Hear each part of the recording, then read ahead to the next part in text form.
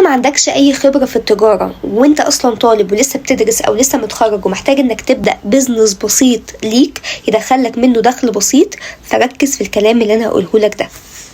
في الاغلب هتلاقي بيتقالك انك عشان تبدا بيزنس جديد محتاج انك يبقى معاك حاجتين، سيوله وكمان فكره. انا بقى جاي النهارده عشان اقولك انت اصلا مش محتاج يكون معاك سيوله ومش محتاج يكون معاك فلوس عشان تبدا فكره بيزنس جديد. انت ممكن ميبقاش معاك اي حاجه، معاكش غير الفكره بتاعتك وتبدا البيزنس ده، بس بشروط لازم تبقى انت عارفها.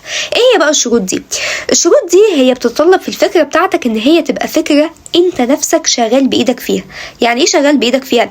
يعني ما يجيش حد مثلا يقول لي انا عايز افتح بيزنس، فانا فكرت ان انا لقيت ان البيض غالي اليومين دول وسعره حلو ومكسبه لطيف، فانا هبدا ان انا اتاجر في البيض. ده اكبر غلط لو هو اصلا ما بيعرفش او بيخاف ان هو يمسك الفراخ او ان هو يتعامل مع حاجه زي كده. ده غلط شنيع وللاسف اغلبنا بنقع فيه. احنا بعد ما بندخل في بيزنس وندوس فيه والكلام ده كله وانا اصلا ما عنديش اي خبره بيه، ابدا اكتشف ان ايه ده صعب، ده الشغلانه ليها اصولها، ده الشغلانه ليها ناسها، خلاص انا هقفل واقعد في بيتنا ويبقى انا فشلت وانا ما قدرتش ان انا اعمل حاجه، واحط بقى الشماعه على حجه الفلوس ولا حجه الحاجات التانيه، وده اصلا اكبر غلط.